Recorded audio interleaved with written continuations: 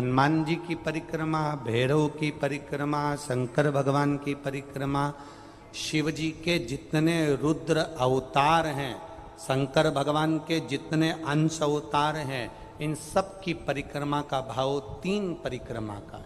कितनी परिक्रमा? 3। काल भैरव, भैरव की परिक्रमा कितनी होती है? जम के बोलो। 3। हनुमान जी की परिक्रमा कितनी होती है? 3। शंकर के जितने अवतार,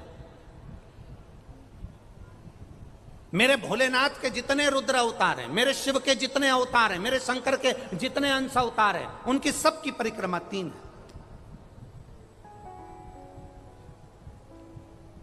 सबकी परिक्रमा 3।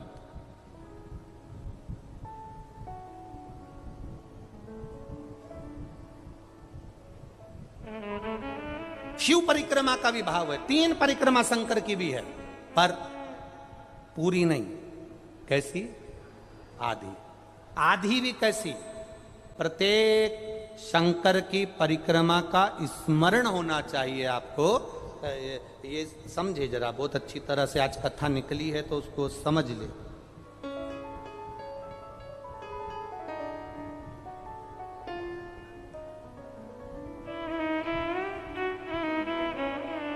जैसे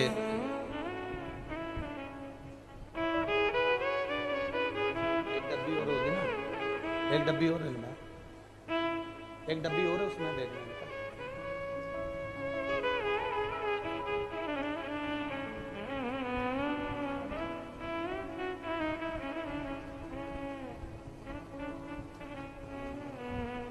जैसे ये शिवलिंग है, बहुत सावधानी से समझना, सावन का महीना है, बहुत प्रेम से समझिएगा।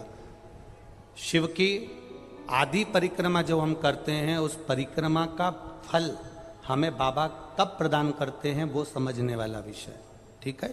ये शिवलिंग, ये जलाधारी, ये भगवान के चरणारविंद जहाँ गणेश, कार्तिकेय, अशोक सुंदरी है, उस स्थान का। अब मंदिर के बीच में गर्भगृह में ये शिवलिंग रखा है। हम जब परिक्रमा चालू करते हैं तो यहां से यूं गए और यहीं से हम वापस आ गए, वापस हम यहीं से आ गए। शंकर की परिक्रमा पूर्ण कब मानी गई? आधी परिक्रमा को पूर्ण कब कहा गया? शिव की परिक्रमा को हम पूर्ण कैसे मान सकते हैं? हम कहते हैं, हमारे शास्त्र कहते हैं कि शंकर की 3 परिक्रमा करो, या भगवान की 3 परिक्रमा करो, या देवता की 3 परिक्रमा करो। परिक्रमा का फल कब मिलता? परिक्रमा का अंश फल कब मिलता? शिवलिंग जलाधारी मंदिर के बीचों बीच है।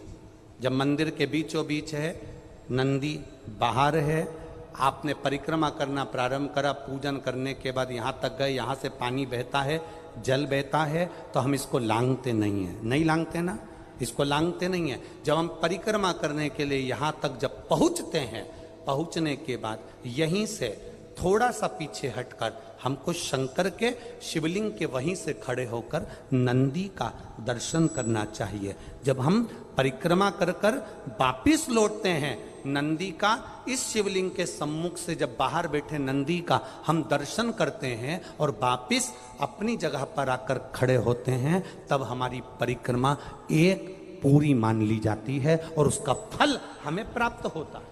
उस परिक्रमा का फल, हमने शंकर भगवान की परिक्रमा करी, किसी ने कहा आदि परिक्रमा करो, हम यहाँ तक गए, यहाँ से लौटकर वापिस आ गए। उस परिक्रमा करते समय हमने नंदी का दर्शन एक बार भी नहीं करा। अगर नंदी का दर्शन नहीं करा तो उस परिक्रमा का कोई फल हमें प्राप्त नहीं हो सकता।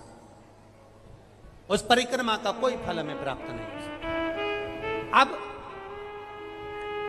3 परिक्रमा हमारा वर्णन किया, तो 3 परिक्रमा क्या करोगे? यहां वापिस आओगे, यहां वापिस जाओगे क्या? बोलो जम के, वापिस जाओगे क्या? नहीं। 3 परिक्रमा शंकर भगवान की जो वर्णन करी गई, यहां से चले, यहां पहुंचे, पहुंचने के बाद आपने यहां शिव जी का शिवलिंग के वहीं से नंदी का दर्शन करा, फिर वापिस पलटे, फिर नंदी का दर्शन करा, फिर पलटे, फिर नंदी का दर्शन करा। यहाँ खड़े होकर आप जब 3 बार नंदी का दर्शन कर लेते हो, एक ही परिक्रमा में 3 बार नंदी का दर्शन कर लेते हो, तो 3 परिक्रमा का फल प्राप्त हो जाता है और हमारा वो कार्य सफल हो जाता है। 3 परिक्रमा का।